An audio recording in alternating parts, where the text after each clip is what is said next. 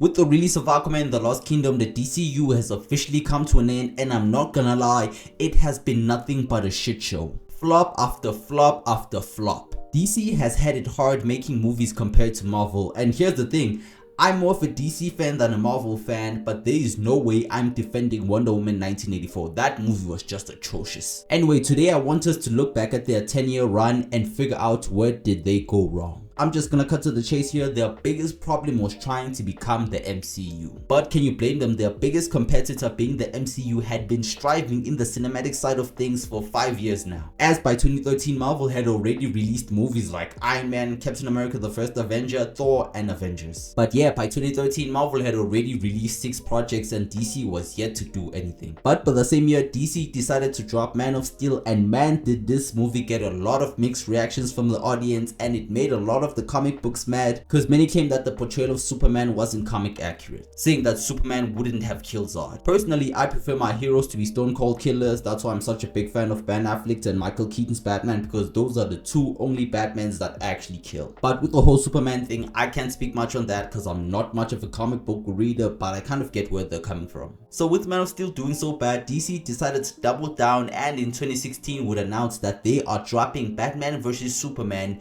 which should have been an instant billion. Like, with just the movie title, you could have made so much money. Like, you have Batman and Superman, arguably the most popular heroes in the entire world, yet your movie still flopped. Like, genuinely, there was no way they could have messed this up, yet they did. The movie was supposed to come out in 2016, but Marvel announced that in 2016 they would be dropping Captain America Civil War, which was arguably the most anticipated superhero movie of that year. And DC was pretty afraid to compete with Marvel, so they decided to pull their release date a year early, being 2015, and man did this movie crash and burn. This movie flopped big time. I think it's the lowest rated DCU film in Rotten Tomatoes, even lower than Wonder Woman 1984, and that's saying a lot. And here's the thing, I actually like this movie, but my opinion doesn't matter because millions and millions around the world did not like this movie. One of my favorite things in this movie was Ben Affleck's Batman and Doomsday. And yes, every time Doomsday exploded, the comic book nerd in me was having an orgasm. This was just beautiful. And this movie arguably has the best Batman fight scene ever put to the silver screen. The warehouse fight scene is just unmatched. And my favorite part about this is that Batman was actually unaliving people as he should. Things I didn't like about this movie was that Henry Cavill barely had any lines and the pacing in this film was just awful. This movie had a lot of problems, but the final nail in the coffin was... You're letting him kill Martha! Huh?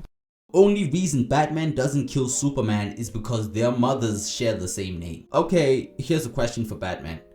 What if he was lying to you? I think any man who's at the brink of death would say anything not to die. It's just common sense. Then they call you the world's greatest detective. Yeah, even though the movie is bad, it didn't stop them from introducing every single member of the Justice League in possibly the laziest way ever, with Wonder Woman just watching secret videos of every member. This is some god tier exposition. It is unmatched. Even though Batman vs Superman flopped, it did not stop DC, and a year later they would give us Suicide Squad, which I actually liked. It's probably that I haven't seen it in like 5 years, but can you blame me? And here's something else. I actually liked Jared Leto's Joker. Boo this man! This is a hill I am willing to die on. So Suicide Squad flops, marking the DCU's 3rd flop. Any reasonable studio would have cut their losses and ended everything there, but not DC, baby. Marvel was making gang money and they wanted a piece of that. And in 2017 would drop their 4th movie, being Wonder Woman, which was actually their first ever success. Gal Gadot and Chris Pine were pretty amazing in this film and I actually really liked it. To this day I still think that DC is a fan of making bad movies, because the same year they decided to drop Joss Whedon's Justice League, and man did I hate this movie, so did you guys. As we all know, the movie was supposed to be directed by Zack Snyder, but he couldn't finish the movie because of some family issues. So for that, DC decided to bring on Joss Whedon to finish the movie, and man was this movie hot dog water. This movie was awful. It was atrocious. I genuinely hated this movie. And in a last ditch effort to salvage the movie, it was stated during interviews that this wasn't Zack Snyder's original idea. But by doing that, they unknowingly opened Pandora's box. They opened the gates of hell and released the hellspawn known as Snyder fans. Now since the cat was out of the bag, fans would want the original cut of Zack Snyder's Justice League, which we would get later on. With Justice League flopping so bad, DC had to put in the work, and in 2018 gave us the Aquaman movie. which made the DCU their first ever and final billion at the box office. This movie did crazy numbers, but it was still bad. But it gave them the morale boost they needed, and in 2018 they would give us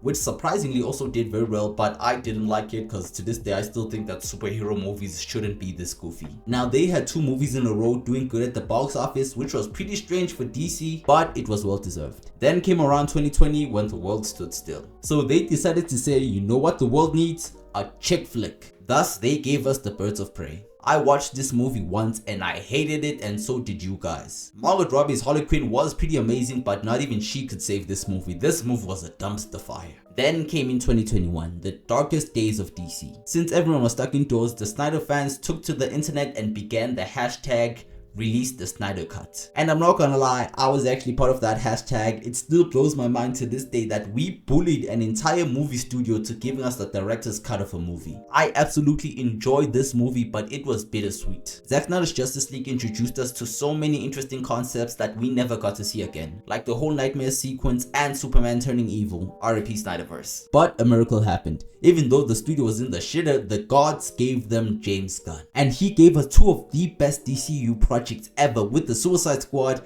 and Peacemaker, which I absolutely loved. James Gunn was just the missing piece of the puzzle. From here on out, it just gets bad. Black Adam, flop. Shazam Fury of the Gods, flop. The Flash, which I absolutely loved, flop. Blue Beetle, flop. And now Aquaman is projected to make less than the Marvels, which is beyond embarrassing. I think DC should take their time to recuperate and lick their wounds, cause man did they waste 10 years. Hopefully James Gunn's Superman Legacy does well to kickstart the new DCU cinematic universe, or will history repeat itself? Hopefully not, cause it would be embarrassing if Superman Legacy flops like Man of Steel. Anyways, here's a list of things I would love to see in the new DC universe.